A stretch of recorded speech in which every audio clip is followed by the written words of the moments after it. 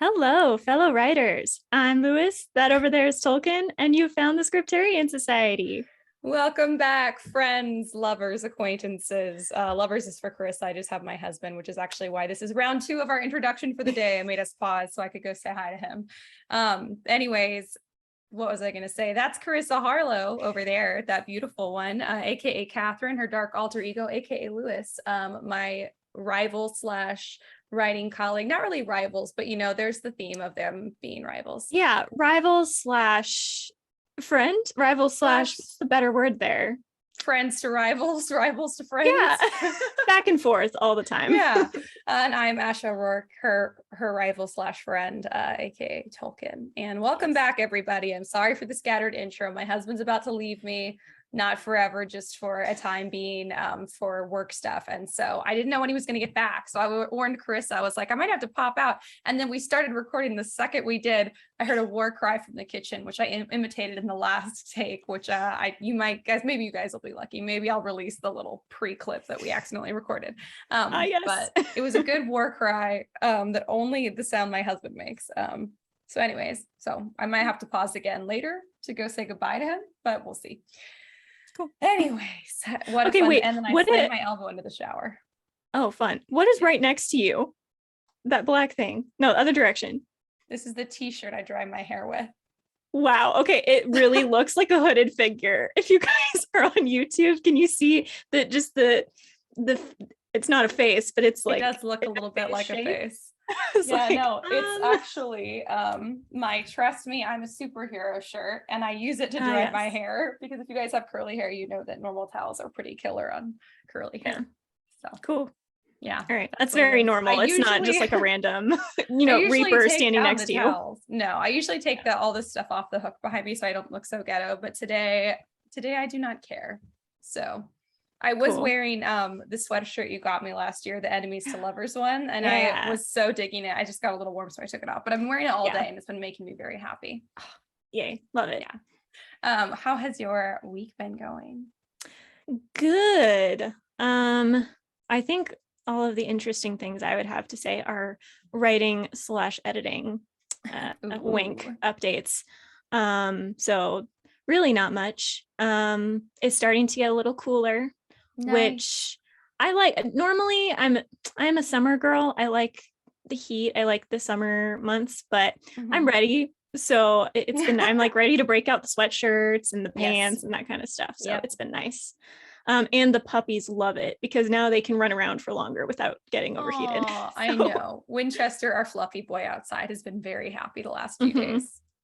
And our outdoor cat, who's a short hair, has not been. He just huddles there looking grumpy. So I insulated his we got like this litter box, this brand new litter box, and we just put a bed inside it. And then I insulated it today with stuff. So it'll be nice and cozy. So we'll see. He looks so bitter. He just sits there in his little loaf ball and he just glares at me. And I'm like, bro, I hate weather. Can't help you. Yeah, exactly. Oh my gosh. Funny. Yeah, nice. He's a cute boy. But it's actually been cold here too. Like I broke out my little personal heater. And like I said, I broke out my sweatshirt again. Spent a whole box of my sweatshirts that I was like, where did all my sweatshirts go? I had been organized. And so I had folded them up and put them in a box in the top of my closet. Nice. And I'd completely forgotten about the box until it fell on my head today. And I was like, oh, I knew I had more sweaters. Oh my gosh. Yep. What would you have done if you hadn't found them? Looked or just been like, I guess I'll be cold this year? I've already looked everywhere. I guess I was just going to be cold. I looked everywhere else and I was like, I really thought I had more, but I can't trust my own memory, Yeah. So I was like, maybe I dreamed it. Maybe I dreamed that I had more. It's like God was just like, Ash, come on, and pushed it over on you. Exactly, like here they are falling from the sky. Dude, you put this up here like not even 6 months ago. Remember. It's even open top box. It's not even closed up. Like if I had just realized there were like scarves and cold weather clothes sticking out the top, I'd have been like, logically, of course, that's where my winter clothes are. No logic here. So nice. I also got a heating pad belt, which is excellent if you guys have periods, and if not, it's still nice because you can put it on like your lower back and it feels really nice. So I've been wearing that for like a week and I'm like, it's just, I can't, I'm like addicted to it now. I'm like, I get up and I'm like, where's my little heating pad belt? Because it's so nice. And it's also pink, which is kind of fun. Nice. Yeah. Perfect. Yeah. I didn't know they made those. That's interesting. My initial thought when you said that was like a thin little belt that you put to keep your pants up. And I'm like, why would you want that heated? That makes more sense. Yeah, heating pad. It's like it's yeah. I mean, it's shaped like a big old kidney bean kind of. Yeah. And it's perfect for the tummy and also for the back. It's supposed to be like for both or whatever. Mm-hmm. And I also, those little like electrode thingies where the chiropractor shocks your muscles a bunch. It's called a TENS machine. It's something a lot of people, anyone who's like, sometimes massage therapists use it, chiropractors may use it. And it like basically sends a bunch of like electrical shocks into your muscle, and you can like, change like the degree, I guess, to which it shocks you. It's not going to electrocute help with you. muscle pain. Yeah, it's not going to electrocute you. And I found one, it's shaped like a pumpkin, and it is a mobile TENS machine that had great reviews, and it literally sticks on wherever. I stick it on my abdomen, and then you turn it on for like, and it has like a 20-minute timer, and then it turns off, and it just like zaps you, and you can turn up the intensity or down the intensity. And I don't know if it's helping or not, but one of my friends recommended it, and I'm determined to give it a true shot to see if it works. Nice. Yeah, so I'm just passing along all my recommendations. But I think that's been my week this week. It's already Wednesday.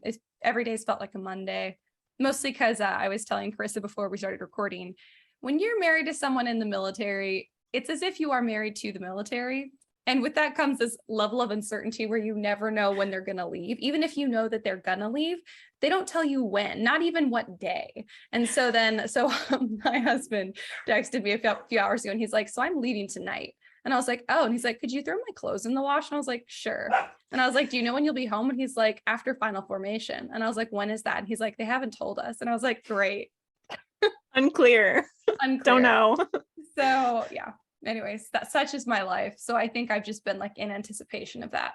And I've been spoiler on my period, obviously, hence all of the mechanisms I was just talking about. And I don't care if it's TMI, you guys, because you just need to know what I'm going into really the rest of my week with, which is I'm coming down from this like weird hormone craziness, hopefully, and days of feeling awful, but just for my husband to be gone. And so I'm like, I truly don't know how I'm going to react to this, because I've not handled the last few days all that well, because I've just been feeling so crappy. I might have a cold too. I'm not sure.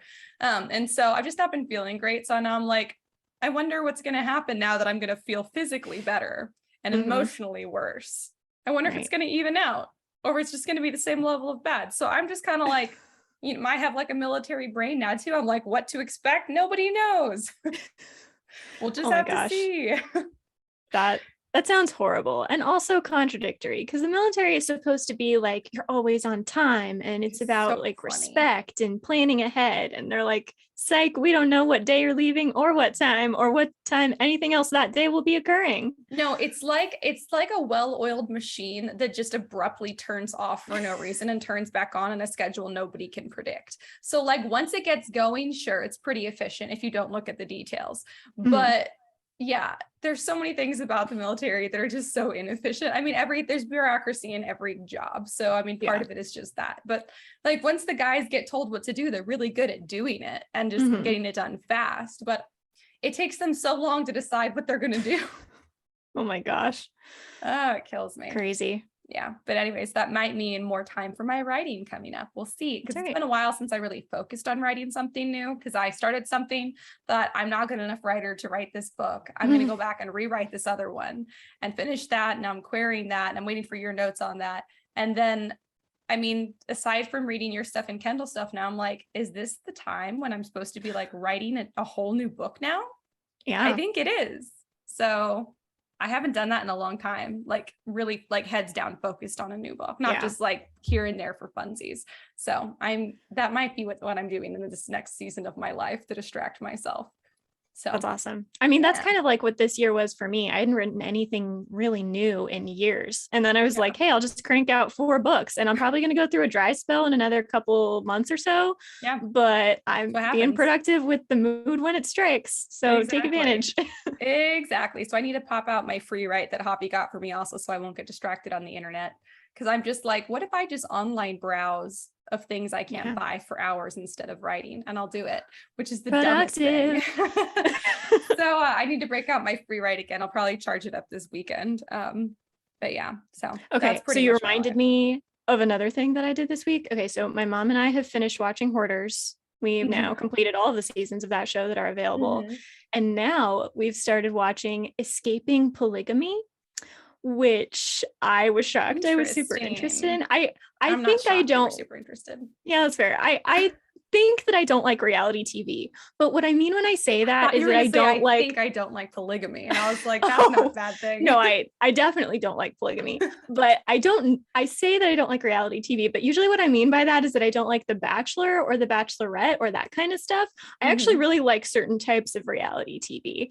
I have guilty pleasure watched The Kardashians, full disclosure, but really I like the shows that talk about how people's lives have gone really wrong and then seeing how they're going to fix them. Oh, that's kind of cathartic. Yeah, it's good. So like Hoarders is in there, but then Escaping Polygamy is about these 3 girls who grew up in this polygamous community in Salt Lake City. And it's like this really creepy cult where it's not just polygamy, it's incestuous polygamy. And so like they intermarry because they think they're the descendants of Jesus and they have to keep the bloodline pure. And I'm like, gosh, if you're an organization that says anything along the lines of keeping a bloodline pure, you are in the wrong. That is correct across the board. So one of the girls, they like escaped essentially, and 2 of them escaped through a court case. Like they essentially got the law involved and forced their parents to give up custody. And one of them was like 14 and her 42-year-old uncle was trying to marry her. Oh my God. It's so disturbing. And so now they have this organization, I think it's like a nonprofit, and they help other girls get out of polygamy. So like they help them escape like in the middle of the night if that's what they have to do. And then they set up houses for them.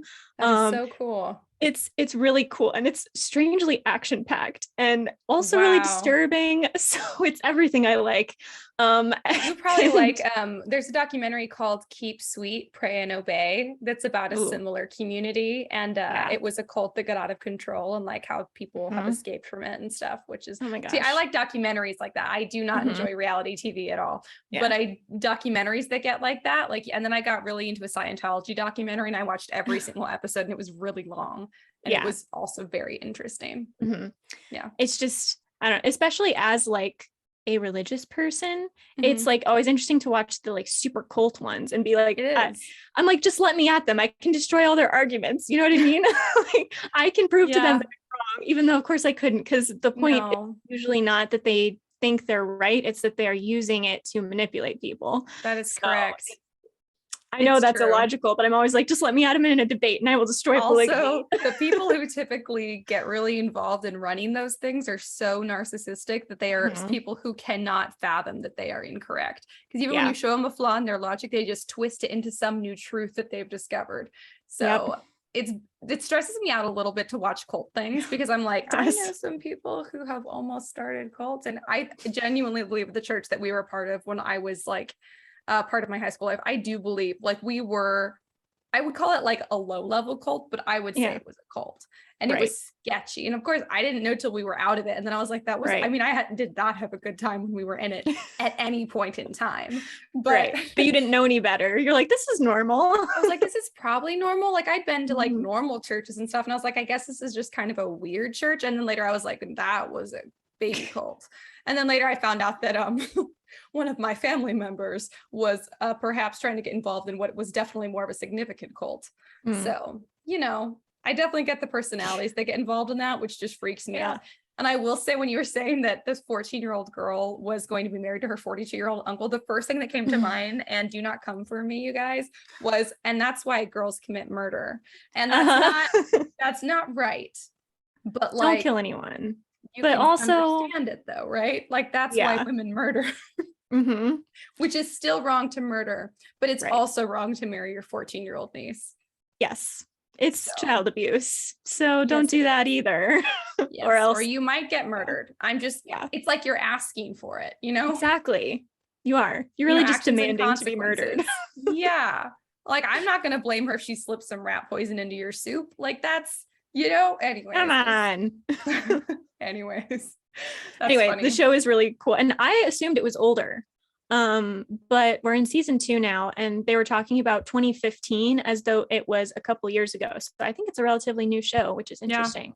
Same with the Scientology show I watched was a lot newer than I thought that it was, because I didn't think it was still, you know, that big of a thing. But And it's not even that it is, it's just that it's just crazy destructive for the people who are in it. Right. If it exists at all, it's a big problem, even if the people involved are few. Exactly. So if someone's trying to convince you to be a polygamist, don't do it. Say no. Say no to polygamy. If you are a woman or a man, some of the boys escape too. Because okay, I'm going to go on a little rant about polygamy. It makes no sense because the population of the world is about 50-50 male female. So in order for polygamy to continue, you have to like oust 80% of your men, because some of these people have like 14 wives. I'm like, that means 13 men in your group don't have wives. And it's not that women are objects, but like just on a mathematical level, that doesn't work. And not only you're producing the same amount of kids, because women can only have so many kids. If you have one kid every year of your life, you can still only produce so many. So it's not like there are more children coming out of this. But the children that are coming out of it are all related to each other now. So you create problems in the gene pool later on. If you have 14 men with 14 wives, all of their kids can intermarry because they're not related. But if they're all half siblings, it's just creepy. It's so funny because I didn't know if you were going to take this from like a religious moral standpoint, which is also valid, but you were like, from a purely practical and scientific standpoint, this is not a sustainable lifestyle, which I fully agree with. I know. And also it's really interesting when you read the Old Testament, because it goes into like a concerning amount of detail on incest laws. Like, why did they need this much detail? You know, they're like, don't commit adultery. And then also here are 5 pages on incest. I'm like, I feel like the first one would be a bigger problem, but now I get it. And like, these people think that they're the descendants of Jesus, but like the Bible very specifically states not to marry your half sister. So yeah. Well, up until very recently in history, like the bloodline of who you married was very important to your status, which is crazy, you guys. So weird. Crazy. But now we just do it like with money and power instead. But I still think that's better than incest. So, you know, baby steps, everyone. Exactly. Just strive away from incest. I thought we were over this. I thought we were over the incest thing. Apparently not. Then I see a documentary and I'm like, oh, I thought we covered this, but no. So anyway, it's just from a practical standpoint, it makes no sense. From a moral standpoint, you can't love 14 wives. Even if you spend one night with each of them, you only see them once every 2 weeks. Plus, you can't be a good father because you're only seeing all those kids only once every 2 weeks. Yeah. There's also the whole objectification of women as objects that you know, represent your power in the community. And I have only, and I'm not an expert, but I have watched several documentaries about different cults now that have believed in and practiced polygamy. And it has always been a matter of status for how many wives they've had. So I don't want to hear, but it's not about that. I feel like it still is. Yeah. They have this belief in this cult that you can't get into heaven unless you have 2 or more wives. And I'm like, where in the Bible does it say that, you weirdo? Yeah, the weird things that people say are in the Bible are like mind-blowing. I know. I'm like, have you read this? I know it's long, but have you read it? But have you read it? Maybe you should. Yeah. At least before you say stuff like that. It's so funny. And I feel like if there was anything to it, then we would have the reverse. And that's just not really the case either. Right. Because also I feel like it would end up being the woman trying to take care of a bunch of husbands. And who wants that? That's what they already have to do that for the children. Sounds exhausting. It does sound exhausting. That's also a thing. If you're a man, why do you want to be a polygamist? I understand why, but also that must be exhausting. Why? I don't know. I do not know. Weird. I don't understand it. And end of polygamy rant for those of you that were interested. If you're interested, the show is called Escaping Polygamy, and it's very interesting. I don't know how much of it is real, right? It's reality TV, but if even a fraction of it is real, I am with these 3 girls. They're very cool. So Keep Sweet, Pray and Obey is also a very cool documentary that it's not specifically about polygamy, but it's about a cult that practiced polygamy and a bunch of other things, and it got like way out of control, which, you know, is what happens with cults. So it's kind of their thing. Whoops. Anyways, on our more literary topics, do you have any book recs this week?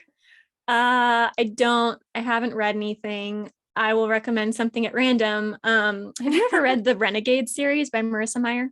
I have not, but it has been recommended to me many times. It's superhero stuff. Ooh, and I think it was you that recommended it. It probably was. Controversially, this is probably the only superhero thing I like. So that's not true. Brandon Sanderson wrote a superhero series that I like too. It's probably just that I like books and not movies and comic books. So that's probably the issue. But yeah, it's really good. And I love Marissa Meyer, and it's right next to me on the bookshelf. So that's what I'll recommend. But that's good.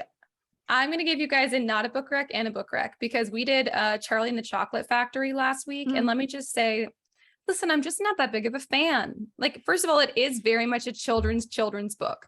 And Roald Dahl, listen, sir, I hate the illustrations with your books. I've always hated them. They annoy the hell out of me. I hate the Roald Dahl illustration style. It bugs me so bad. And they have sharp noses.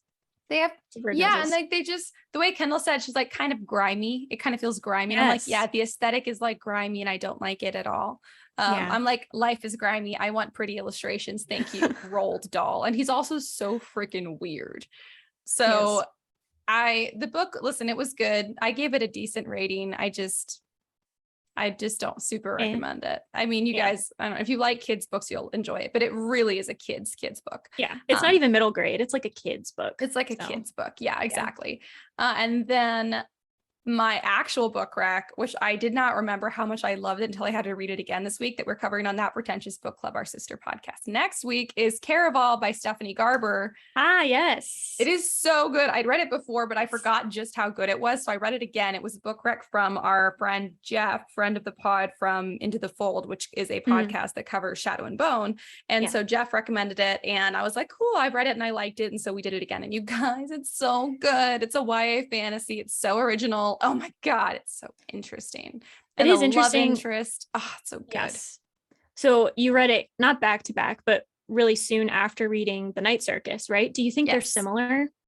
Like, YA versus adult, or no? Because I've heard them compared a lot. I also have heard them compared a lot. The Night Circus feels more like adults, and they have a similar like carnival-y vibe.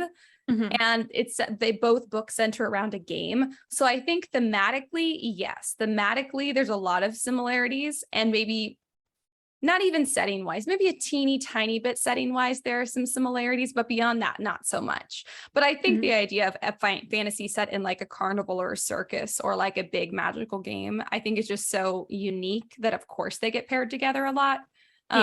So, I mean, if you enjoyed the aesthetic of Night Circus, you'll really like Caraval, and vice versa, because the aesthetic is similar, but I think Caraval is just way more action packed. So, got it. Was delightful. I think the plot's a lot more interesting. It's a lot more twisty turny. I think you care about the characters more in Caraval because you get a much closer look at them. Because even the main characters in the Night Circus, you're kind of kept at a bit of a distance from the whole time, and it's to like enhance the mystery. But I just enjoyed Caraval more. I like being like, what's going on inside their heads? I think Caraval is also in first person, so that could be a personal preference. Yeah. Cool. Yeah. But anyways, so there's my book rec. What about our word of the week? Our word of the week. Okay. I hope I'm going to pronounce this right. Chelonian. It is spelled Chelonian. And this is of or pertaining to turtles, a reptile in the family of turtles, tortoises, or terrapins. Chelonian. Yeah. So kind of like bovine with cows. Chelonian. Interesting. Yeah. Chelonian lime pie. Maybe think of key lime pie for some reason. Interesting. Yeah. So like turtle lime pie. No. What is the soup in Alice in Wonderland? Mock turtle soup. Mock turtle soup, which is an actual type of soup, I believe. Yeah.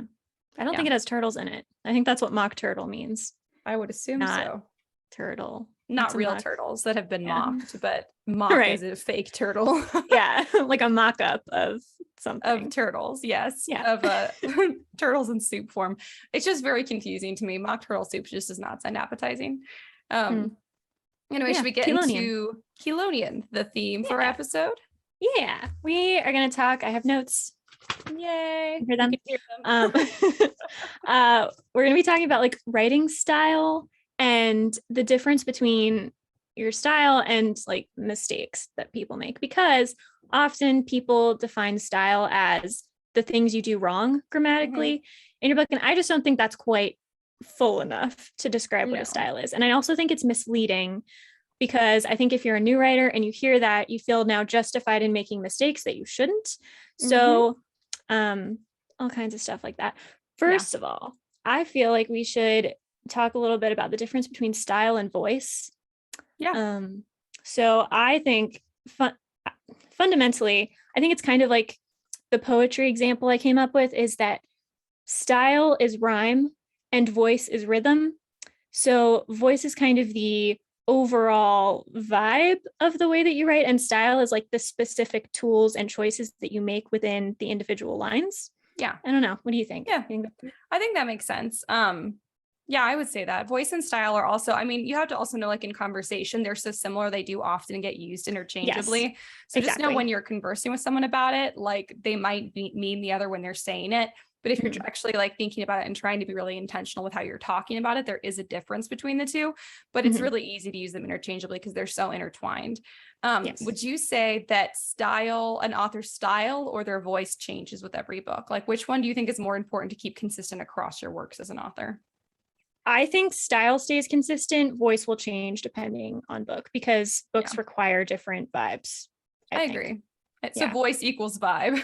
Yeah, exactly. Equals, like basically the delivery of your vibe. Yeah, exactly. Because style is going to include things like your sentence structure and I'll start it down. Just like the specific details. And even the punctuation, the devices that you use, like you said when you were reading my rewrite of my book that it was really flowery. Not all of my writing is, but it is for that one. So the style I used a lot of metaphors for a more flowery voice in that book. Right. Exactly. Yeah. So yeah, I just think voices overall, like the impression, like when you finish the end of a book, you're going to remember the voice. You're not going to remember the style. You're going to remember the impression you got, but not the specifics that made you get that impression. So yeah, they are used interchangeably a lot, but just in case you guys are like, well, what's the difference? I think that's the basic difference. It's very difficult to pin down, particularly voice. You can say, I don't like the voice, but then if it comes time to say why, it's very difficult. It's like, ooh, I don't know. Yeah. And I think authors also, like a lot of people who have like a really dedicated readership, it's often because the readers really like that author's style. So the style is kind of carried through in their other books, even if they're not in the same series, even if the voice changes. And so that's not really something you can just like, manufacture. Like whatever your style is. However, as you become a better writer and you become adept at using more literary devices and your taste for literary device change, then your style will change a little bit as you write. But for the most part, that's kind of what makes you unique as a writer and something no one else can take from you or copy, even if your books are really similar. So, yeah. I think too, I guess I would describe it as like your style doesn't change over time, but it grows over time, if that makes any sense. So like, once you develop a style, I don't know how capable you are of changing it. You don't really need to because style is style, but even if you wanted to, I don't know that you could, because I would almost say that style is something that's always there. And then you just have to, you can build on it to get there. Yeah. You can grow it. You can cultivate it better. I don't think you can change like the core of your style. Yeah. Which is not bad. I just think that's inherent to a certain degree. I agree. And I think it's cool because nobody's like, there's no wrong style necessarily, so like your style's not better or worse than anyone else's, which is kind of cool. So it's one of the few things in writing where you don't have to like compare yourself to other, writing and be like, ooh, is this part of my craft good enough? Your style is inherently good enough. Yes. You can make it even better as you grow, but your style, the things that you do and the way it's like the way that you tell stories. You can get better at it, but the way you tell stories was never wrong to begin with necessarily. Not that you can't make mistakes in your writing, which is different, which I know we're going to get into. And I will just say about that, I think right up front, and we say this a lot, I think that is largely about intention. So if you're like reading something, you're like, is this technically incorrect? And it is incorrect, but it contributes to the style on purpose, or the voice on purpose rather, then you can keep it. If it doesn't really contribute to the voice in an intentional way, cut it. I mean, that's, I think, and for me, that's like the general rule of thumb, at least in fiction. Obviously nonfiction, you don't want to be making those mistakes for the most part. Right. And honing your style really does take a certain sense of risk. Again, depending on who you are, you might take more risks or fewer risks. But there are going to be certain things that will be very hit or miss with certain readers. So you just have to kind of, if your voice is, you know, a love-hate thing, lean into it. If it's more of a middle ground and a lot of people like it, then lean into it. But like we said, I don't know that you can really change that. And I don't know that you need to. No. So it's especially, you know, when you're querying, which of course we have both done and are doing, it can feel like your opening pages that you send to them have to be like super grammatically correct. And you have to catch every mistake. And if you're going to take a risk, take it in chapter 2, not chapter 1. But really, the more risks you take, the more significant your style is going to be, the more it will stand out.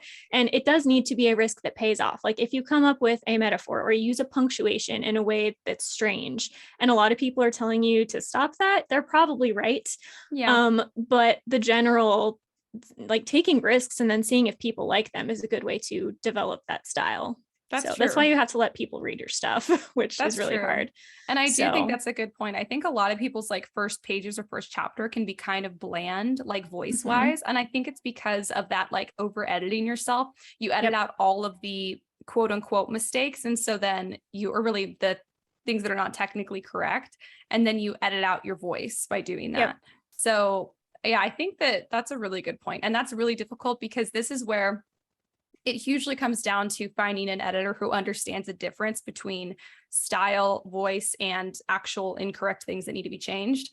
And that actually took me a while as an editor too, which is why if that's important to you and or, you know, you're really thinking of publishing something, you might want to look for an editor with more experience who will have grasped that, because it is something you do have to edit enough that you have a bit of a grasp for, because it's not inherent. But they'll get to the point, an editor who has experience typically gets to the point where they can go, oh, this is a style thing, or this is a voice thing. This was intentional. So I'm going to leave it in. Otherwise, you know, you might have an editor who edits out the things that are incorrect. And while they're not technically wrong to do that, it's not helping you establish your style or voice. So I think that that's just something to keep in mind. It's like, it's almost more important in the editing process to keep in mind than the writing process, because you are going to write with whatever style you write with to begin with. So as long as you're not editing a bunch as you go, which is not a good idea. Anybody, you guys don't edit as you go, edit afterwards, because then you'll have to just edit it. I promise you, you can think that you've edited it to the best of your abilities when you finish writing it.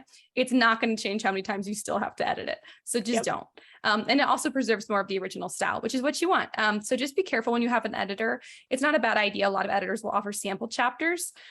So you can always ask for a sample chapter of an edit and just see if they're pointing out more like technical errors, or if the errors they're pointing out are actually errors that are not contributing to style or voice. So,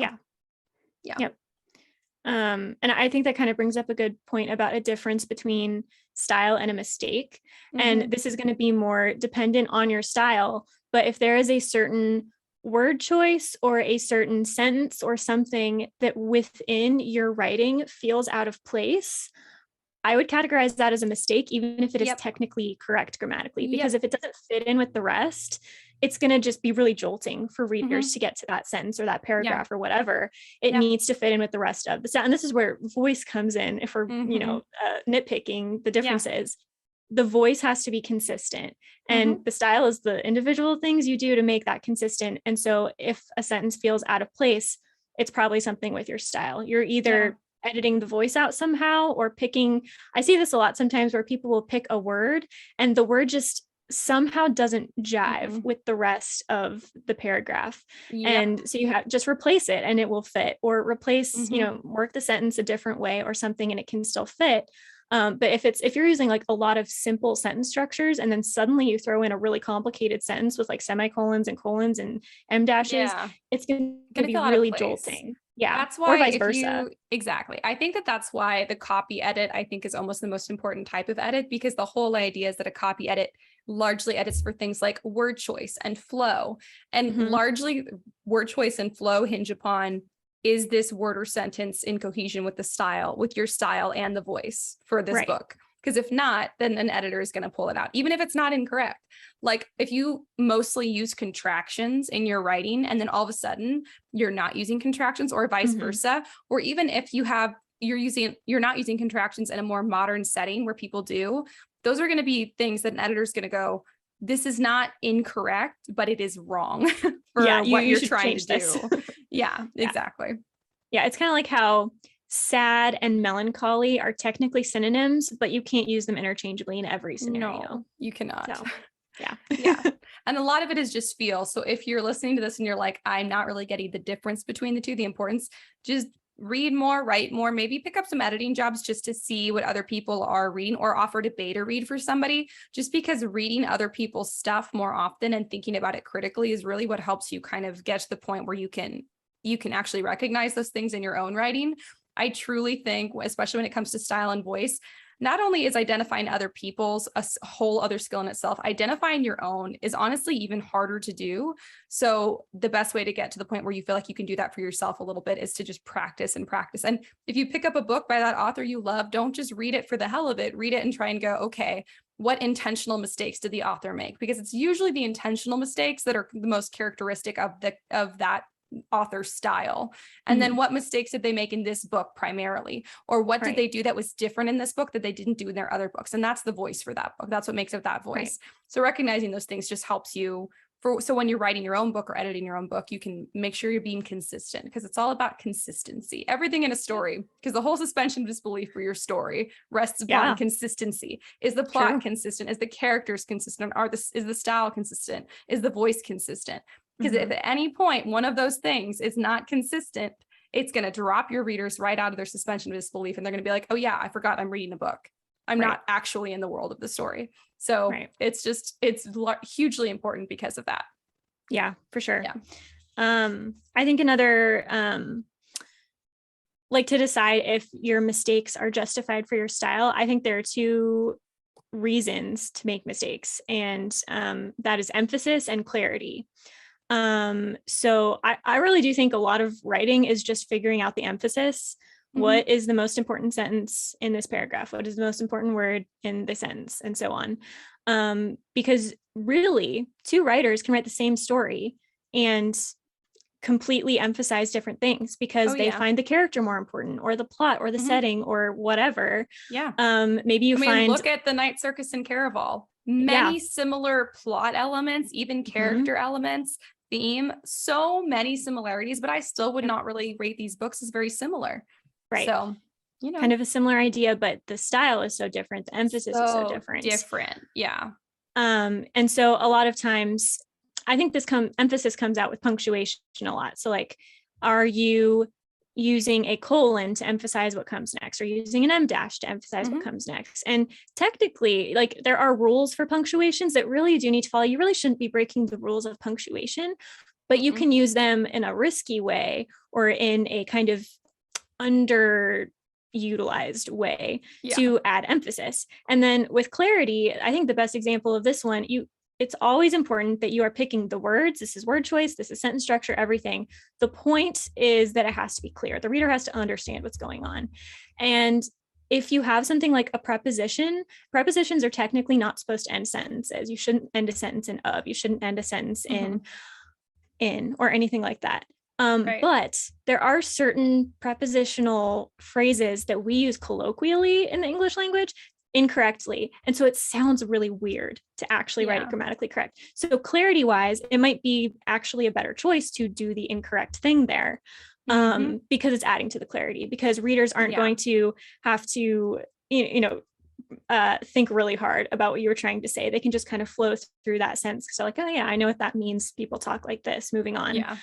Whereas they might pause and be like, wait, what's going on? If it's grammatically correct, technically. Exactly. So yeah, different authors are going to emphasize different things, but clarity is always important. So the emphasis is where it's going to differ, and clarity is where you're going to make that final decision, right? Is sad more clear, or is melancholy more clear? That kind of thing. Exactly. I mean, it's not about, I think about it with style and voice. If you're trying to think, should I include this or not include this? Like, a good just baseline question is, am I saying this to communicate my story correctly, or am I saying this to communicate my story authentically? Because there is a difference between the two, because technical correctness is often different than authenticity. And in fiction, authenticity is kind of above all what you want.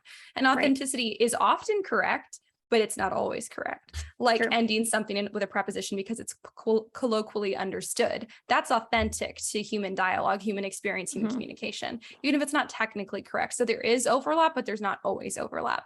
So just comparing it even to like this sentence to real life and going, hey, have I ever heard this, or thought this in these exact words? Have I ever heard this said in these exact words or something like that? Or could I picture somebody speaking these words?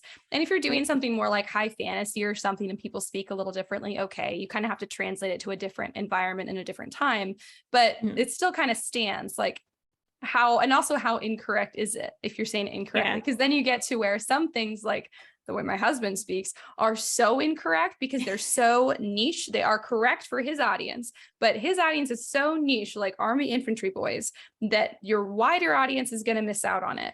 So then that's kind of when you have to like, weigh the scales and decide, is it worth being completely authentic in this moment or being a little bit more correct to reach a broader audience? And that is just a tightrope walk that you just have to do to see how you can tell your story the best. Yeah. And that's going to come down to voice a lot of times. Cause like, depending on how close your narrator is, or if it's first or third person, do they speak in a lot of slang or do they speak relatively proper, right? A third person narrator, a distant narrator is going to be more correct most of the time. Whereas a first person or a very close narrator is probably going to use slang or is probably going to use incorrect, not vocabulary, like prepositions at the end of sentences and stuff. Exactly. And you want to be careful of that too, that unless it's for a good reason, your third person narrator isn't talking super colloquially to people, and that your first person isn't like really kind of like pretentiously speaking. Very true. Unless these are choices you're making on purpose. So. Yeah, I totally agree. I also think it's important that whatever mistakes you make on purpose, you kind of make the same type of mistakes throughout the book. You don't want to just keep making a bunch of new mistakes throughout the book, because that kind of just seems like you don't know how to write very well. And it also is not contributing to an establishment of your style. But if you like use a lot of EM dashes, I use so many. I am not going to just use EM dashes for the first, few chapters of my book and then switch to using primarily semicolons to separate new ideas. I'm going to kind of stick with majorly one or the other. I can use both, but typically for something like that, most people skew one way or the other. And so if you don't have any semicolons in your book and then you throw one in, that's going to be jarring. Like, what? Yeah. Yeah, exactly. Same if you use semicolons and you throw in an EM dash, like that's going to be startling.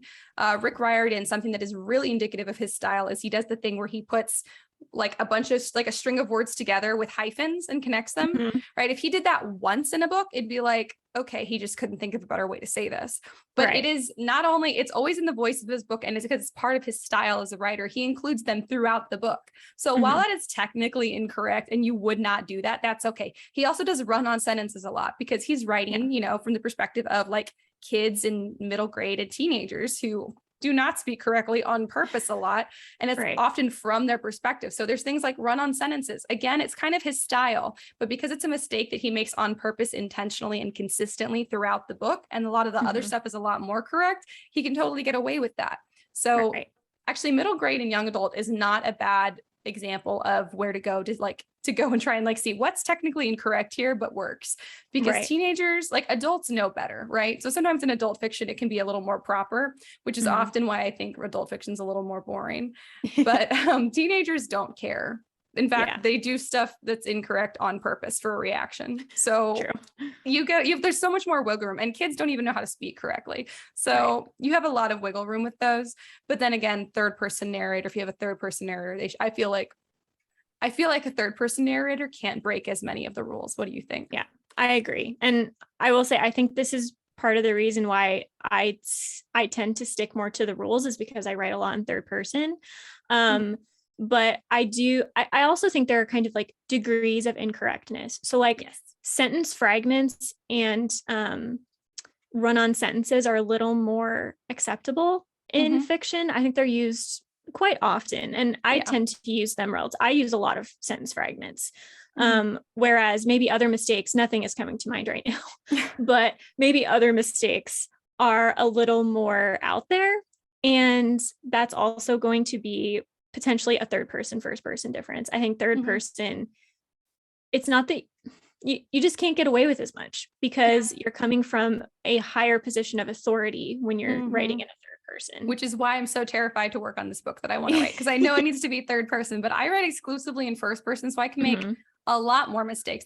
And part of that is my style, which is why if you typically write in one or the other, you are going to have to translate your style a little bit, because a lot of the devices I use in my first person writing just really don't translate well to third person, because third person is supposed to be a little more distance.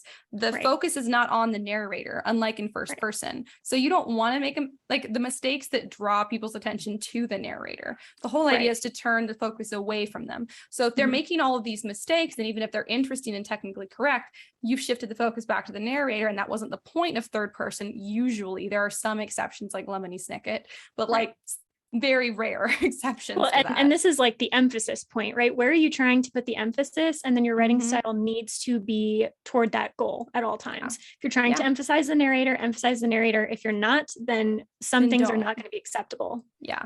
I think if you think your emphasis is probably going to be where you make the most mistakes, because I mean, like if you look at like some piece of artwork, right, and one thing is out of place, or there's like somebody stuck like a sticky note on it or something, you're going to look at the sticky note. You're going to be like, why is there a sticky note on the Mona Lisa?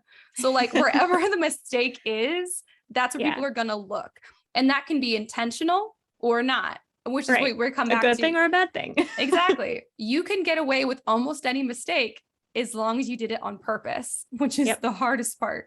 And because then even some mistakes that are technically, you could go, yeah, I made that mistake on purpose. It's intentional. Did you really need it though? Because I mean, it's more impactful. Like if there's like 2 or 3 sticky notes, that's not as, attention drawing as like one sticky note. So you also want to kind of spread out the mistakes that you're making.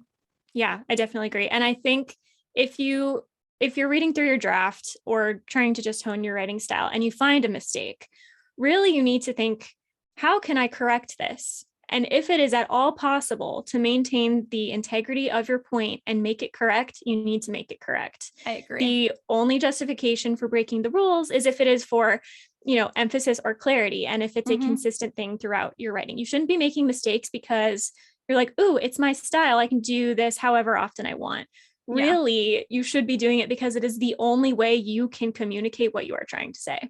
Yeah, because it's the way to communicate the most effectively. If you can communicate it equally effectively, doing it the correct way, do it the correct way. Yes. Or sometimes it's more clear when you do it the correct way, because really the rules of grammar exist for the purpose of clarity. Yes, there are exceptions, and that is when you break the rules, but generally speaking, prepositions don't go at the end of sentences for a reason. So following the rules 99% of the time is really going to be the thing that is most clear. So if there's any way at all for you to word that sentence differently or use one word instead of 2, this is another thing I see a lot. People complain a lot about the advice that you shouldn't use adverbs. Generally, I agree. You shouldn't be. Is it Stephen King that said the road to hell is paved with adverbs? That's hysterical. And I think I probably use a lot more adverbs than you. You do. And I'm giving you some suggestions in your draft, just because I think when you, not you specifically, but people, when you are writing a draft, you will say something like said softly, or, ran quickly or something. But really, the clearest thing to do is to take out the adverb and replace it with a stronger verb. Yeah, and that's like really why. Yes, exactly. And so when people say things like, I use a lot of adverbs, to me, that usually says you don't know how to properly use nouns and adjectives and verbs, because you shouldn't need that many modifiers if you're picking really strong verbs and adjectives in particular when it comes to this.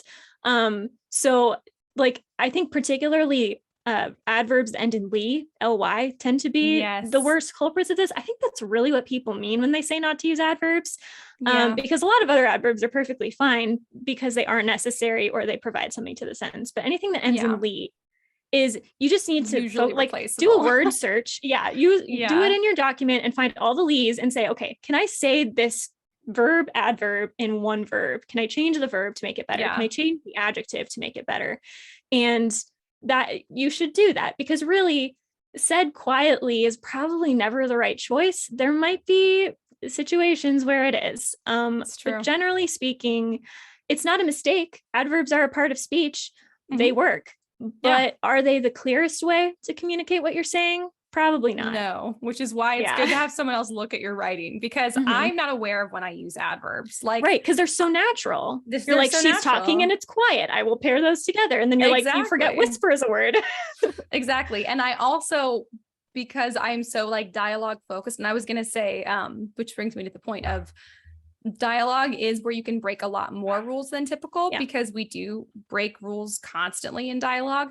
But if you're someone who, really enjoys writing dialogue and or considers themselves really good at it, you have to be careful that you're not applying the same rules you would for dialogue to your narration, which is my problem, which is probably why I have way more adverbs than I noticed that I do, because we use them in speech constantly. So I think it's fine to use them in speech because it's authentic, but it is almost never the most effective way to tell your story when you're using narration.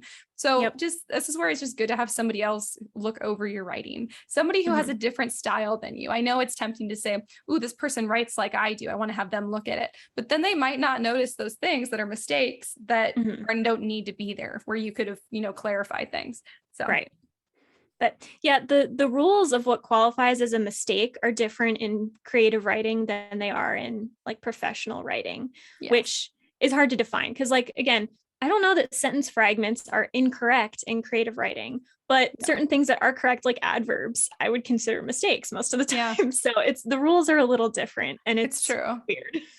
Which is also where just getting other people to look at your work. I know it's like one of the most intimate and scary things that you can do, especially if you're like, it's not ready yet. Find some writers and or find some beta readers if you don't want it to be someone and have them look over it with a critical eye, and you are going to learn so much about your style that you didn't know you were doing. Some of it you're going to like, some of it you're not going to like. Those are the things that you can change. The core of your style you can't change, but you can improve on it and you can clarify it more.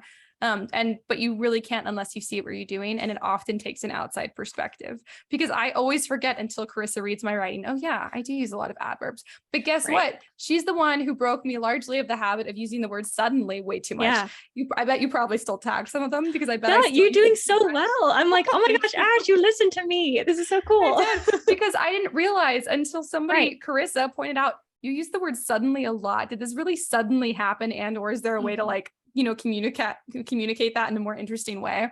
And I'm like, wow, there is. Why do I say suddenly so much?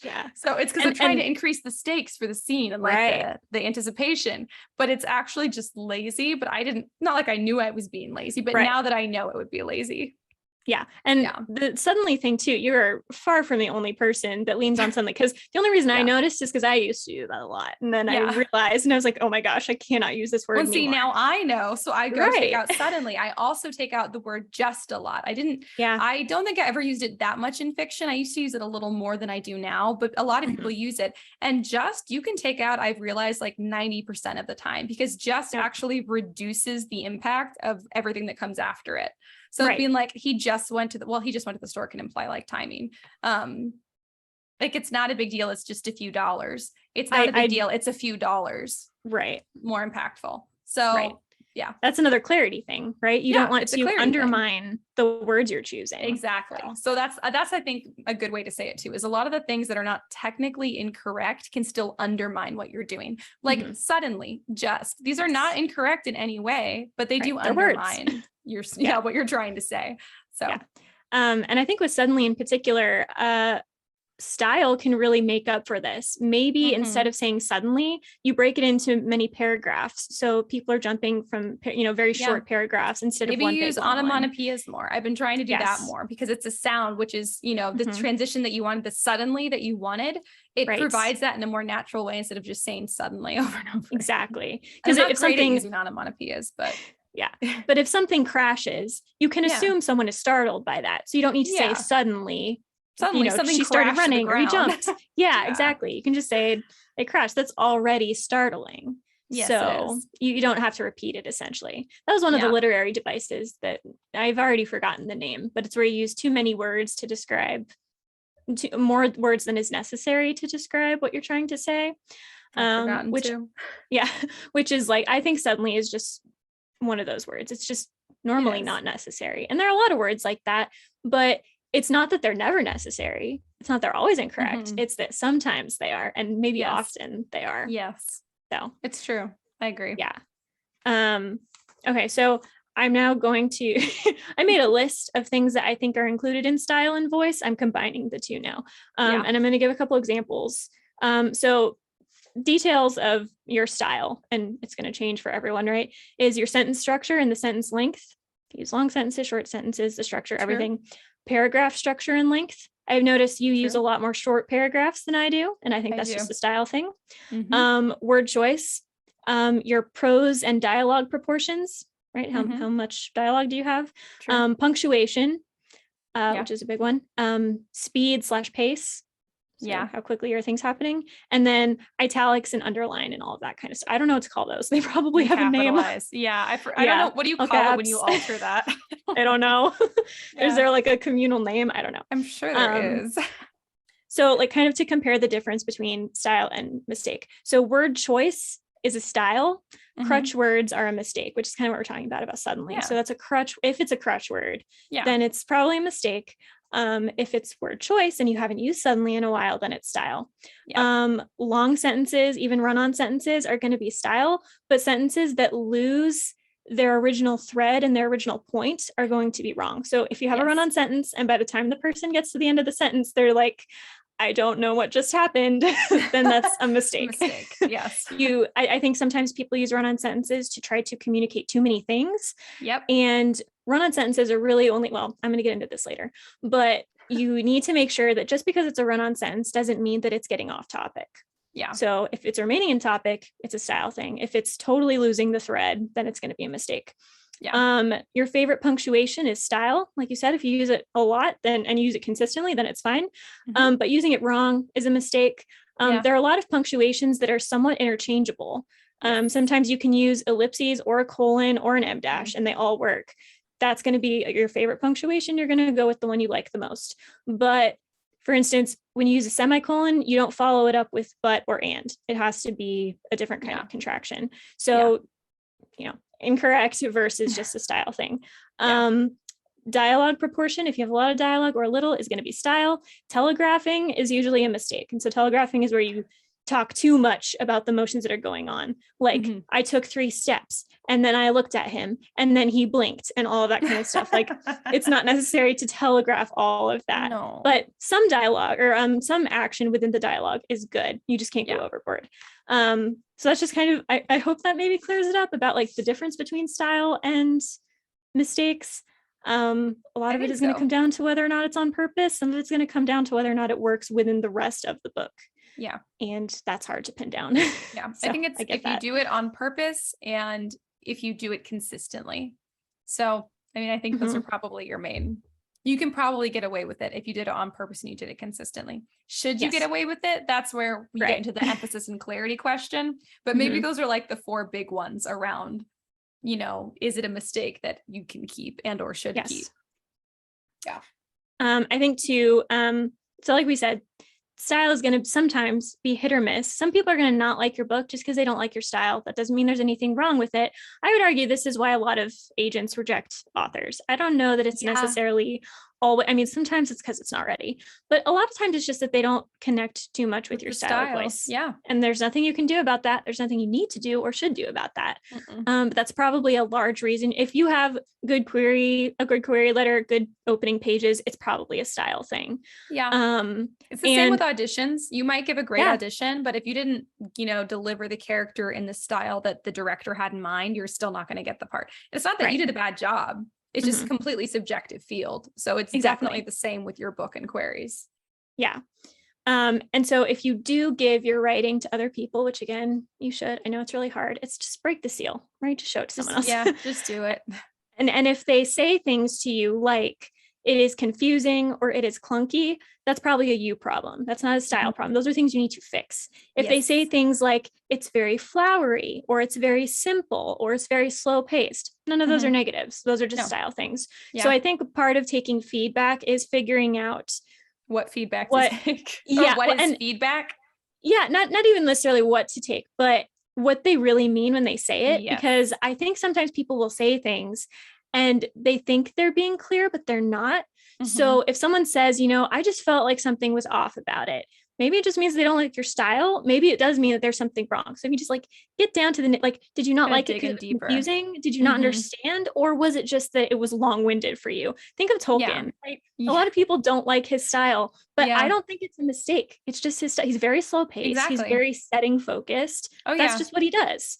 You can't hate on Tolkien because I tease him a lot for all the environmental descriptions and stuff, but he's never incorrect. I mean, I mean, He's even for his correct, style, and he's but always consistent with his style. It's Mhm. just not really my style, ironically, as Right. it is my nickname, but it's just not really my style. But that's Exactly. C.S. Lewis is more my style, ironically. Right. And that's, yeah, exactly. That's But it's a not style. incorrect. It's just, Right. yeah, it's just a style. Which I think, yeah, when you're having somebody look at your work, you want to really dig down and understand why they say what they say about it. Mhm. Anything that implies they were taken out of the story for a moment is a good place to stop and look at it. I forget who it was. There was some author that they said would have, he would give his wife like the finished manuscript of his book. And every time she would put the book down, he would go over and mark where she put the book down to see like, okay, Yeah. when did she feel like she was far enough away from the story that she could, put the book down, because you don't want down. that. Right. You want them to, you metaphorically, you don't want them to ever put the book down. So Right. when you're listening to feedback, anytime where it seems like somebody who was reading it was taken out of the story for even a second, might be somewhere you need to go and change something. Mhm. Yeah. Yeah, I agree. Do I have anything? No, that was all I had to say about that point. I have a new point, and I'm not sure how related it is, but I want to talk about it. So I have this new theory. It's not a theory. I am not a scientist. Is that the right word for this? I'm not a psychologist. I don't know 100% what I'm talking about. But here's my theory about long sentences versus short sentences. So a lot of times, if you are writing battle sequences, people will say to you, write in short sentences because that keeps people kind of reading. But simultaneously, people will read longer sentences faster. So it really depends on what you're trying to do, which one you should use, because they seem like total opposites, right? Long sentences versus short sentences, but I think they kind of do a similar thing. If you have any sentence, readers are essentially just trying to get to the period. That is the goal when you are in the middle of a sentence, is to get to the period. And then in like a super like microseconds, you then have to process what just happened in that sentence. I don't know, maybe people process as they read, but I think that I for sure process at the end of the sentence. So if there's a lot in the sentence, it's going to take me longer to process it. And it also means that you need to give certain details at different points in the sentence to emphasize them. Yeah. When you have short sentences, people will get through them slower technically, but they don't take as much time at the end of the sentence to process what just happened because it was very simple. So if you are writing a battle sequence, any kind of sequence, and all of the things that are happening are of equal importance, if they are all happening in sequence, use short sentences. If there is one sentence in the batch where a lot is happening and immediately after that sentence, things kind of die down a little bit, use a run-on sentence. So like if someone is running down the hall and then they hide, you can use a run-on sentence to show them running and then a shorter sentence to show them hiding, because inherently the action has eased a little bit at that point. So I think this is something that this is where I find a lot of mistakes in people's writing, where they will use the opposite because the assumption is that people will read short sentences faster, but I don't think they do. It's just that they process them at an equal speed. And then people will use long sentences because they're trying to make action happen. But if you're writing a battle scene and you say like, she turned and then he, swung at her and then she ducked and all this kind of stuff, by the time you get to the end of the sentence, you have lost a lot of the individual details. The reader has now only remembered the last action. They don't really get an overview. They're trying to communicate one idea in that long sentence in a strange way.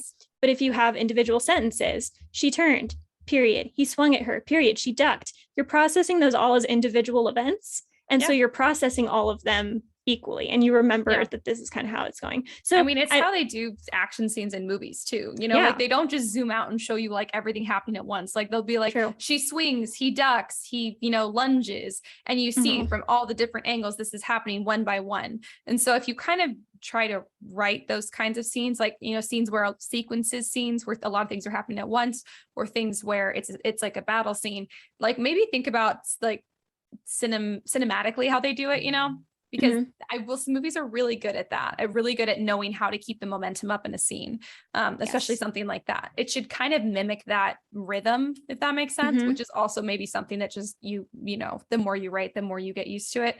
But the rhythm in action movies is really good with that. Yeah, I agree. That's true. You can learn from things that aren't books when it comes to that absolutely. Kind of stuff. Anything that's storytelling you can relate to or learn from. Right. You just have to then translate it into the written word. So Yeah. I just think sentence length is kind of an underrated element of style. I guess that's kind of what I was getting at there. Yeah. Because, structure is important and punctuation is important and word choice is important. And we always talk about those, but I do think that sentence length is important. You also want to vary your sentence lengths, but maybe not all the time, right? If the sentences are of equal importance, maybe they should be the same length. And what you need to do is have a different subject in each sentence. Like, don't just say, she did this, she did this, she did this. Maybe say, she did this, he did this, and then go back and forth like that. So I think sentence length is important too. I think it is too. Yeah. And I mean, it's also very highly indicative of style, which is something you might not see until somebody else looks at your book. Because someone else who's reading it would go, wow, like this has all been like really short sentences and now a long one, that's different. Or this has all been really long sentences and now a short one, that's different. Same with like, how much prose versus dialogue. Whenever something changes, somebody else who's reading your book is probably going to notice it a lot more than you are, which is why it is imperative to have other people read your book. Even if it's a book that you're like, I'm never going to publish it, it's just for me. Yeah, but this could be a really valuable learning opportunity. Yeah. So if you don't, there are beta reader sites, or you can even go on Upwork and be like, hey, I'll pay you, this much money to do a beta read of my book. Please don't offer less than $50 to somebody to read your whole book. Okay. That's already not that much, but maybe they'll do it if it's for fun.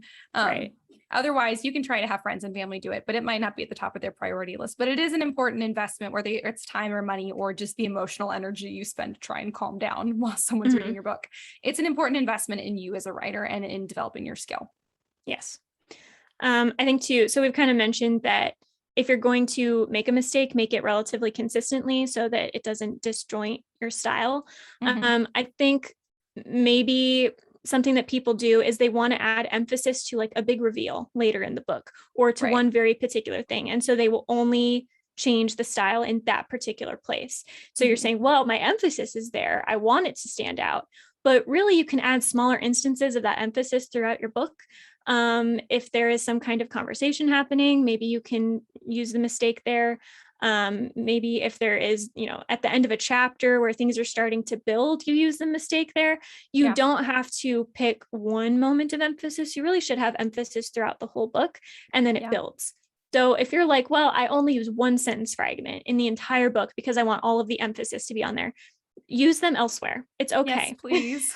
Just get us used to the idea that that's there. And then with the specific word choice and all of the paragraphs that come before it, that's how you add that extra oomph to that particular emphasis. Use bigger words or smaller words, or it's a shorter sentence fragment than you're used to, or something. But it doesn't, you don't have to like save it. Right. You can do it throughout. You want your readers to like wade into the deep end. You don't want to just throw them into the deep end. So like give them a little here and there so they're ready for it. Not just like, oh, this writer doesn't know what they're doing. That is kind of the impression it gives when you make like one type of mistake once, in the whole book, or even or twice. Like it should just be something that happens often enough that it's just clearly a part of your style, which again, it looks like a typo. Young adult and MG are really good examples, I think, of that. But then it looks like a typo. It looks like something that you missed or something that your editor missed, which is not ideal. Yeah. You never want to give people like an opening to think that it was a mistake. And really, if you're being consistent, they're not going to think it's a mistake. They're the first time they see it, they might be like, oh, weird. But then once it happens for like the 10th time, they're like, okay, this is a style thing. Exactly. I can get into that groove. They get numb to it. That's the whole goal. You want your readers to get numb to the mistakes you're making. Yeah. Yes, that's true. And literary devices. You said that before, and it kind of went over my head, but you're right. Literary devices are also a big part of style. How many metaphors you use, how many similes, are they metaphors or similes? Things like malapropisms, which is the one from those 3 episodes that really sticks out to me because I've been noticing it everywhere now, which is where the word is mistaken for a similar sounding word. That's pretty much always going to be a mistake unless you're doing it on purpose. Unless really, like a kid is speaking or something. It's in a kid's dialogue. Other than that, it's pretty much always a mistake. Yes, it's basically going to be only in dialogue. And if you are using it incorrectly for a reason, maybe it's a hint. A lot of middle grade books do that, where like they're hinting at things. I read these books once where they had pictures and there were hints in the pictures about what was going to happen at the end. You can do that with malapropisms, but then do it more than once, so people understand that it's right. Yes, very true. So, I think also making yourself aware of, I mean, honestly, just getting more knowledge of like, the technical skills of writing, like literary devices, like go listen to those episodes we did on literary devices, because you might not realize which ones you're using. I didn't even know there was a name for half the ones that I use. Like if you don't know the rules of grammar, you're not going to know when you're breaking them. This is something where it is really important to, better yourself as a writer. And people will tell you that getting like an English literature degree is a waste of your time and energy. If you want to be a writer, it's not. Whatever you want to do, if you really want to do it, it's not a waste of your time and energy. If you don't learn the technically correct way, you're not going to be able to recognize when you're being incorrect so that you can make it on purpose or not on purpose. So it's important to know those things. But of course, you don't have to get a degree to know those things. A lot of that is, having people look at your books. You just need to learn it somehow, somewhere. Literary devices, I realize, are really important, because before I had thought I didn't use that many metaphors. And largely it was for the voice of this last, not just my style, although my style, I do use metaphors a lot. I use them a lot more than usual in this last book because of the voice of the book. And that was a choice I made on purpose, but I didn't realize till after we had done our episodes where we talked about all the different literary devices. I was like, wow, I really do use metaphor and simile a lot. And I'm okay with that, because I made that as an intentional decision for this book, because it is more flowery, but I do need to keep an eye on it and make sure I'm not doing that in all of my books, because it is a more flowery language thing to do. So while it works for the voice of this book, it might not work for the voice of the other books that I'm working on. So just even knowing more about what you're doing inherently can help you make more informed decisions to tell your story better. Yeah. What's really interesting about you saying that? I have been like making suggestions in your book to change your similes to metaphors, like how to do that, because I think that is a better match to like the more flowery style, to like just go straight metaphor. So you don't have to take them. The similes are fine. No, but I'm like, what if this is a metaphor? Sometimes I would make a simile because I'd be too afraid to do a metaphor. Right. Because metaphors are like a big deal, which we talked about. Like they're kind of extreme. And I had literally said before, like, just use them like a few times in your book, because they are extreme. But it almost like being more extreme with the metaphors was happening so naturally for the voice of this book that I was like, oh no, but I didn't want to like go full force. So I did like similes. Yeah. So you're like hedging, and I'm like, Ash, go for it. You're like, just do it. I appreciate that. I was like, she's going to be like, this is so many metaphors, Ash. And you're just like, just embrace it. Just embrace it. See, that is really, technically that would be a mistake based on what we had said before. Technically using that many metaphors should be a bit of a mistake. However, because it's so authentically a part of the voice for the story, that it's okay if I use more metaphors. So, it's not technically incorrect, but I mean, just getting to know your field more and more and how other people write really helps recognize those things where you didn't before. I had no idea how many metaphors. It's the kind of thing you don't think about until someone brings it up. And you're like, oh, there's a name for that. Oh, I do that. Oh, I do that a lot. I definitely would have thought I used similes more, but I think I used metaphors more, and I changed a lot of them to similes because I was afraid it would be too much. So that's really helpful. I'm glad to know that you're going to advise me to change some of them to metaphors. So. Yeah. So I'm just like, this is too long. As a metaphor, it's going to be shorter and so much better. Yes. That's why I think I use metaphors, is because I like conciseness, and the metaphor is always a shorter version of the simile. But sometimes I was like, is this too crazy? Like, am I being too wild right now with another metaphor? Technically incorrect, but okay. If it contributes to the story, then we're good. Right. That's funny. Do we have any other points about it? Let me look over my notes. Not I have one point. Go for it. Good to end with it. I feel like this is going to come across as insulting, and it is not supposed to, so no one panic. I think this is another theory of mine. Like we said, style is mostly inherent. You just have to hone it for it to come out of you. Different people, how many authors exist in the world? There are thousands and thousands, millions of different styles out there. You're never going to be fully in line with someone else. You might be similar to someone else, but you're never going to be fully in line with someone else. There's so many ways to do style well. I've noticed that when I read books by people that are just starting out, the style is like the same across the board. I feel like new writers write the same, and they make a lot of the same mistakes, and they write a lot of the same, they use the same words, because I think your instinct is your instinct is to write the way that you speak. I think that's how most people start. So if you're in native English speaking culture, then you probably speak very similarly to other people that speak that way. So at least in English writing, I've noticed that I don't want to say bad writers, because it's really just new writers, like people that haven't honed their style yet. It's all very similar. And so I can always tell when someone hasn't been doing it for a long time, because they're making the same mistakes. Yes, same. And it just, I'm like, you're indistinguishable from all of the other like new That's because we all start with the same building blocks. And then as you become, as you get to know your voice more and more as a writer, and your style more and more as a writer, you add to those building blocks. But we all kind of start with a lot of the same ones, maybe not exactly the same ones, but a lot of the same core building blocks we all have in common. So if you're just starting out, of course you kind of sound like everyone else. You have most of the same material to start with, like same like writing know-how material. So the more you write, the more that you guys will kind of like branch off into your own, styles and voices. So, and really when you do it more, that's when you start to take risks. You're like, well, I'm always doing it this way. What if I do it this way? And then if it sticks, that becomes a style thing. Or if you see someone else do it differently, like, ooh, I want to try that. And maybe you try it and you stick with it and it becomes a style thing. And maybe you try it and you're like, but wait, what if I did it a little differently? Yes. And then that becomes your style. Yes, exactly. Yeah. And so all of the elements just build on each other. And I'm kind of a believer in the 10,000 hours rule. Have you heard that? No. So, so I they say as an encouragement. Sometimes when I don't understand, I go, keep going. I'm hoping you'll continue. Right. So they quote, say that it takes 10,000 hours to become an expert at something. Oh, yes, I have heard so this. I don't know if this is how they determine college hours or in certain professions or whatever, but if you're doing like a hobby, if it's, crocheting or painting or whatever, if you're doing writing, they say 10,000 hours is when you have become an expert. And I did the math because apparently I do that now.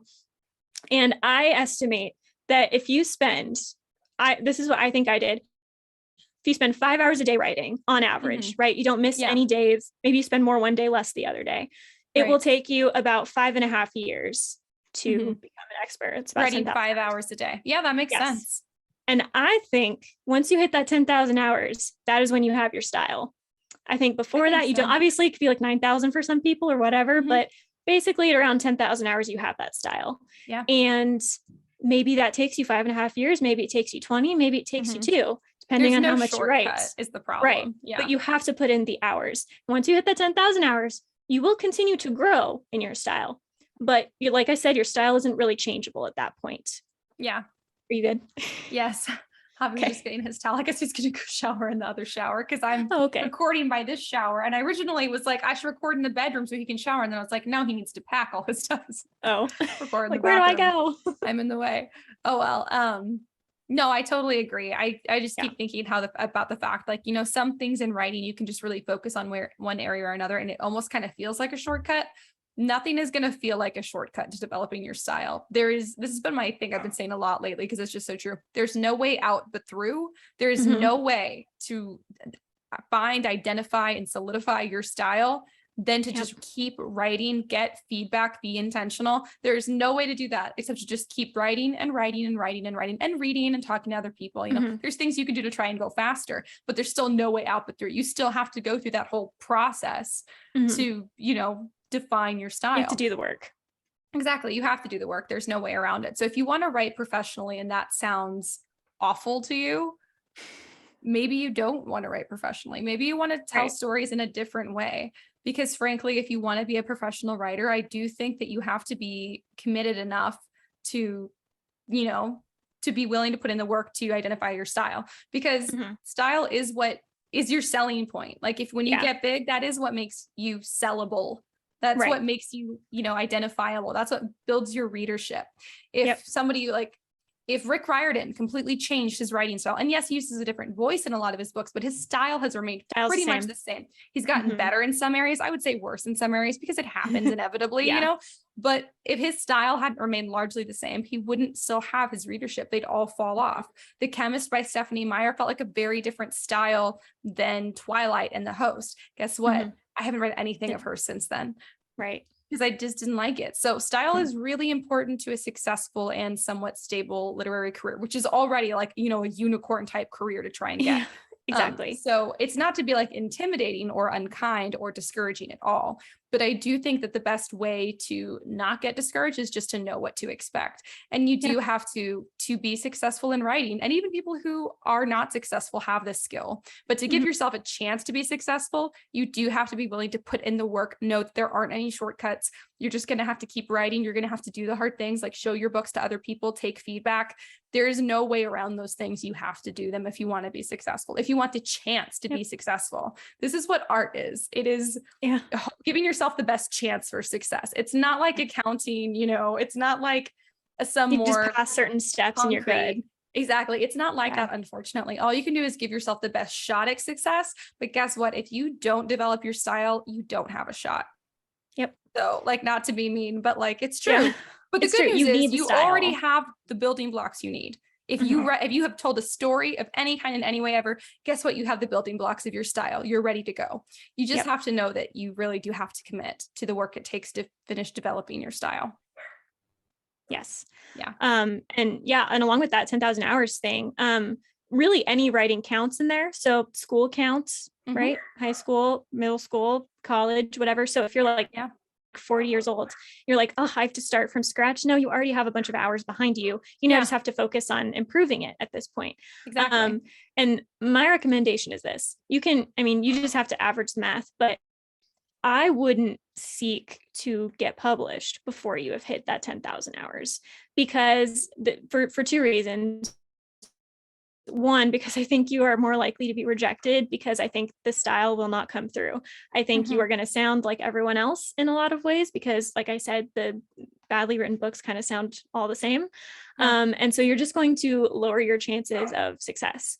But also, I think that's the point in time when you probably look back and regret, as opposed to looking back and saying, oh, that was really good for where I was, right? Yeah.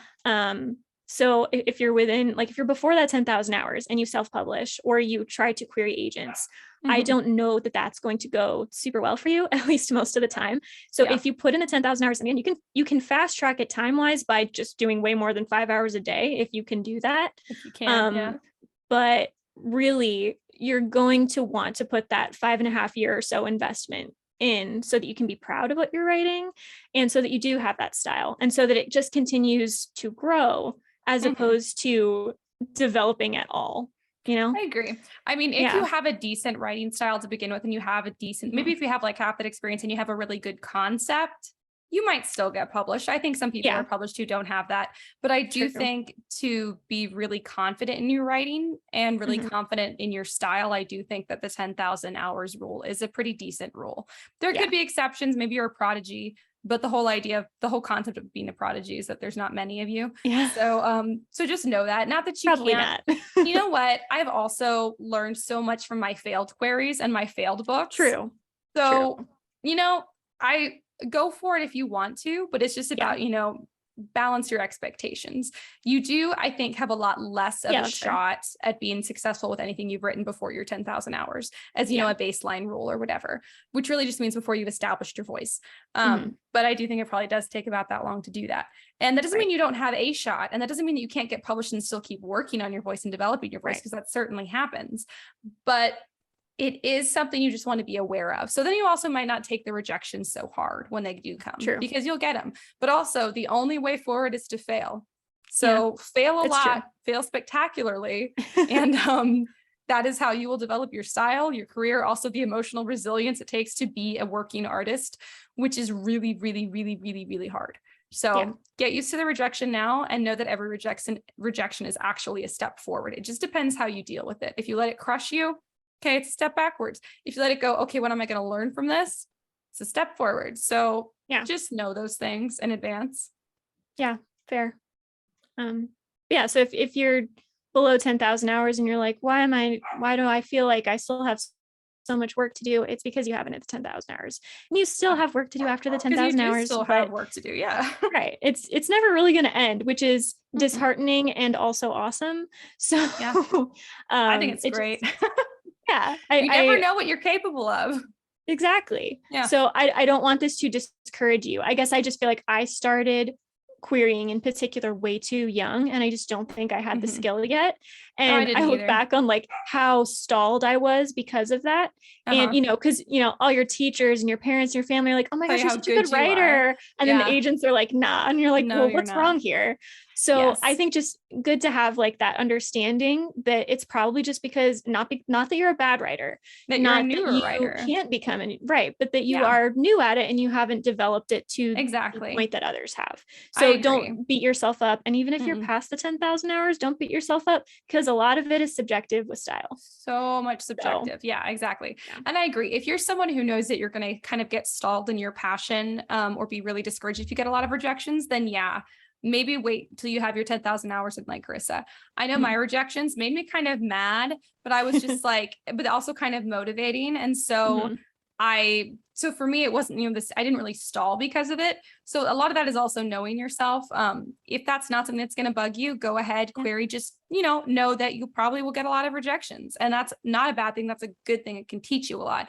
However, if you're someone who that's going to really crush you and you just know that you're not emotionally ready for it, don't put yourself through that. Wait till you have your 10,000 hours. There's nothing wrong with that. I think just knowing what to expect either way. And like Karissa said, you even might have your 10,000 hours and still get a bunch of rejections, because art is so subjective. So, don't beat yourself up either way. Everything is actually a step forward, even if it feels like a step back. It's all perspective. And there is no way out but through. Yep. Yeah. That's all I got. That's all I got too. Sweet. I feel like the conversation around style and voice is just so ambiguous. It really is. Like, you can almost never say anything concrete for sure. It's true. So I think that was the most concrete conversation I've ever had about it. So I think it was good. Hopefully it helped you guys listening. I agree. Well, how has writing been going? You said you have writing updates? Yes. Well, kind of. So first of all, I've been editing your book. I'm about halfway through. There are certain, you know, the character, he'll like say things and I just like smile out loud. It's not out loud, but just smile in real life. No, I don't know like, which one.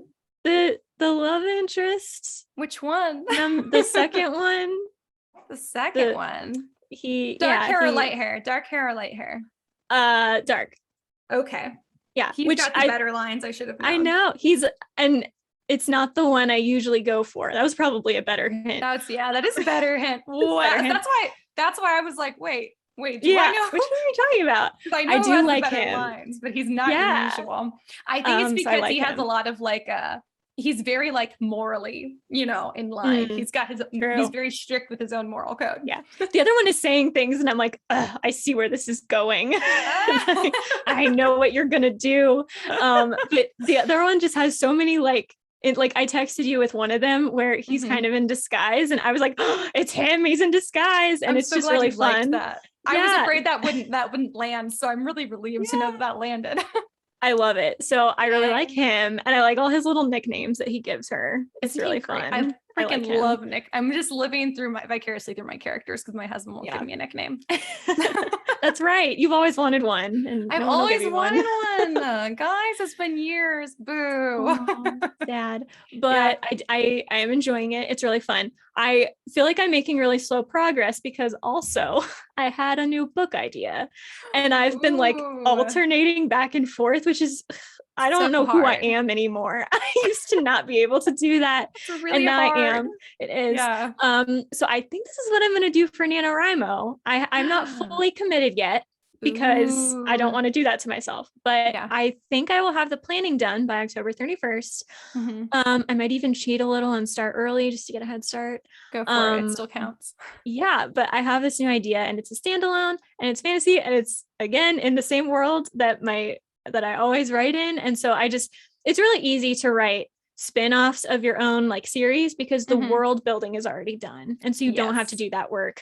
Would recommend if you're trying to get some standalones in your repertoire so that you can query some of them. Not a bad idea. So I'm working on this one. I haven't written anything yet. I've written like one quote because I really like to tie a quote into the title at some point. So I came up with that, but that's about it. But I've come up with the characters and the general plot and everything. And I started planning it one day, and like 2 hours later, I was like, this is so frustrating. I don't know what I'm going to do. I'm just going to put it aside. And then like 20 minutes later, I'm like, aha, I know what I'm going to do. So I brought it back and was thinking, but it's really exciting. And I don't want to say anything about it yet, because I feel like it's still in flux at this point. Ooh, but it's exciting. Yeah, but I'm excited. So I think that's what I'm going to do for NaNoWriMo, because I was going to do the Lord of the Flies remix book 2. But I just feel like right now I should be focusing on writing books that I can query, and you can't query a book 2. So I just feel like if I have a bunch of ideas, I should go with the one that is best for establishing a career at this point. So that's my goal. That makes a lot of sense. So yeah, it's been fun, and I'm excited. And I'm going to do something in this book that I've never done before. And I can't tell you what it is, but it's kind of like a trope, but it is very hard now, I've noticed, to write books without getting too tropey, because I'm on TikTok and everyone's always talking about it. So I was sitting there and I was like, okay, is this going to be a friends to lovers or an enemies to lovers? I thought about it for hours until realizing it doesn't have to be either. It can just be whatever I want. Opposite problem, because I don't spend enough time on Book Talk. So I literally submitted one of my book for to this like query form, and at the end it asked me for tropes, which never happens. It was like tropes included in this book, and I was like, I don't know. I don't think about that. We could just average our problem here. We'd be set. Exactly. So I'm trying not to make it too tropey, because I hate it when books go too tropey. And I'm seeing now how it happens. It's really easy to get caught up in, like, you realize you like a trope and then you start using it and you're like, wait, is this even unique? So I don't know that this one's going to be as easily categorized as anything, but I'm okay with that. I think that's good. It has enough tropes that like I could give a list if I needed to, but not enough that it feels, derivative of everything else, which I think is the risk with tropey stuff. So anyway, I'm excited. The main character is very different from the kind of person I normally write. And there's like a trope I'm using that's kind of strange for me, and also it's when I first started planning it, it was starting to get really similar to one of the other books I wrote this year. And I was like, okay, I can't just write the same book twice. So I had to make purposeful changes to change it up. And I think they're good changes. So I'm going to start writing that soonish. But yeah, I'm excited. That is exciting. Those are some great updates. I don't really have much of a writing update. I am still debating doing NaNoWriMo. I'm still leaning towards no, because I really feel like you have to feel that commitment deep in your heart. And I don't. Maybe I'll commit to starting a new book in NaNoWriMo, but not really doing it for NaNoWriMo. I don't know. I've gotten officially 4 rejections to my book. So that's progress. And I think I've sent out like 25 or something. So, I know I still have changes I have to make to my book because I'm waiting on your edits, but I'm like, it'll be so long before I get a request. So you're starting out strong. That's good. I sent out like 5 and I was like, I'm prepared for rejection. Tell me what to do differently for the other ones. But 25 is good.